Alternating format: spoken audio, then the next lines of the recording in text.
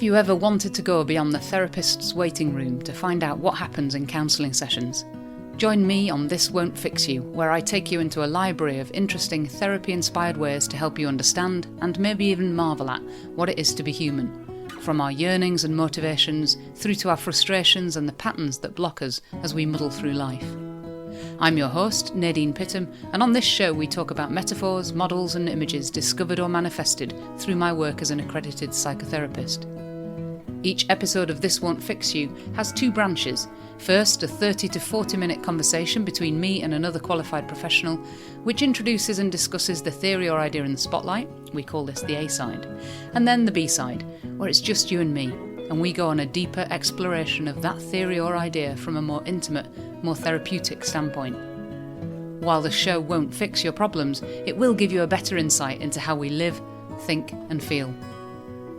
So maybe you want to hear about how kids' films like Frozen are essentially metaphors rooted in counselling theory.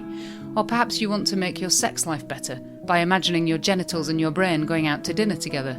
Or maybe you just love chatting about stuff like shame or death. If that sounds like you, then go to the podcast app of your choice and subscribe to or follow the show.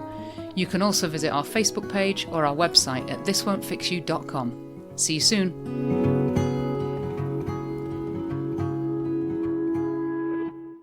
We briefly mentioned the word shame, but it is there, isn't it? It is literally the pink elephant in the room. Are we going to talk about shame a little bit, do you think? Okay. Shall we be brave? Let's talk about shame. And talk about shame for a little bit? We've got all the time in the world, but I spend my days talking about shame, so crack on, ask me a question. I don't. No, most people go, shame, and run to the hills with their hands in the air. Nobody escapes shame, right? Absolutely, nobody escapes.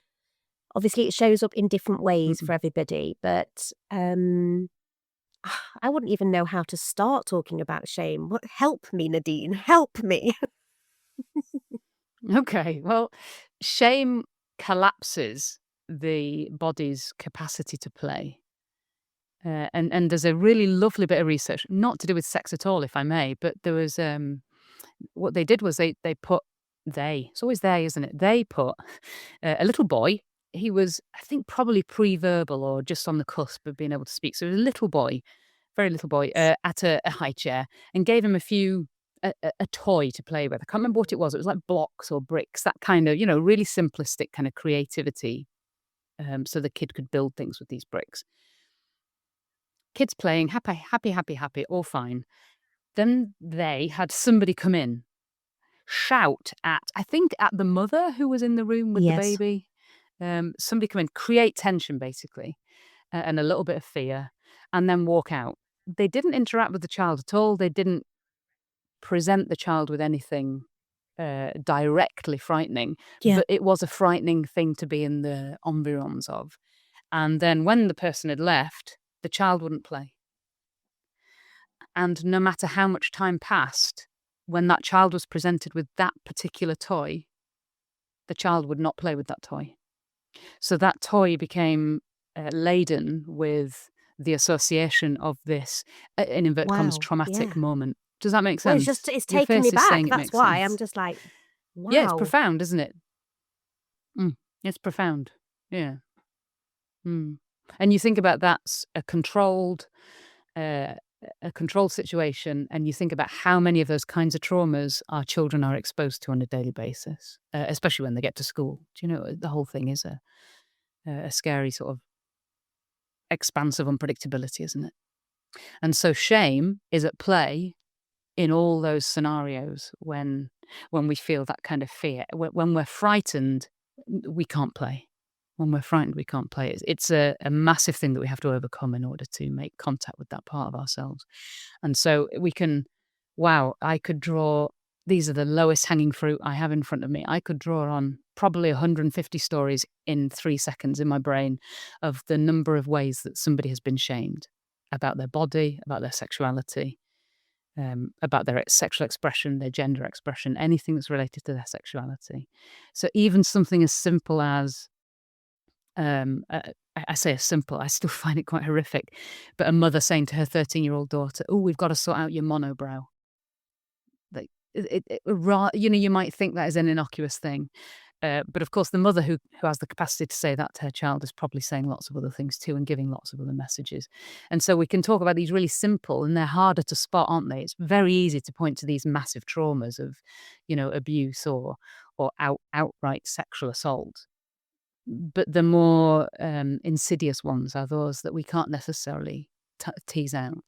And so, yeah, shame is at play in all of those. And I think, and maybe here we cannot not say, can we, that women and their bodies are shamed on a regular basis. We're shamed for wanting sex or for not wanting sex. We're shamed for wanting children, not wanting children. All of our choices are shamed. And so it's an imperative, an integral part of sexual expression for many people. Everybody, I think. I suppose there wouldn't be any way of knowing what sort of attachment that child had with the mother. But I suppose it wouldn't matter if that child had a secure attachment to the mother or the parent, because attachment is it's fundamental, isn't it? The sort of attachment styles that we have with our mums, with our family members, and how that can sort of play out in the rest of our relationships that we build from there. But that's kind of where my head went. Yeah, that those early relationships are blueprints for how we form future relationships, certainly. And what stress in that can cause. Like I say, I can't remember whether the mother was in the room. I can't quite remember. And I don't even know what the experiment's called. So, I mean, you could AI it, couldn't you, and describe it and it would find it. But certainly attachment, gosh, if you...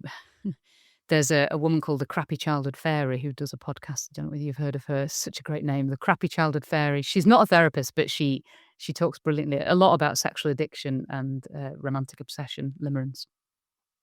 And she talks about certain attachment processes are basically their eroticized abandonment. And so we can become so frightened of losing another person that we will keep sacrificing ourselves and just keep rejecting ourselves and rejecting and squashing ourselves in order to preserve the relationship. And again, while we're doing that, we're not engaging in good sex, because good sex requires that we hold ourself and our relationship, or I don't mean it has to be the person we are relating to. Yeah, that we have to have that that tension, that it's like a dynamic relationship, that we need to have both. So we can't abandon self and we can't abandon the relationship, because that then becomes essentially a sexual assault. Nobody wants to be having sex with somebody who is in no way tuned into the relational dynamic, because that's abuse. We all want to be considered in this relational dynamic. Otherwise, we're essentially with Andrew Tate, aren't we? So what we want to be ourself, and we want to fuel and feed the relationship too. And that tension, I think, is eternal. And we play with that in every single relationship of our lives. How can I hold myself and this relationship at the same time?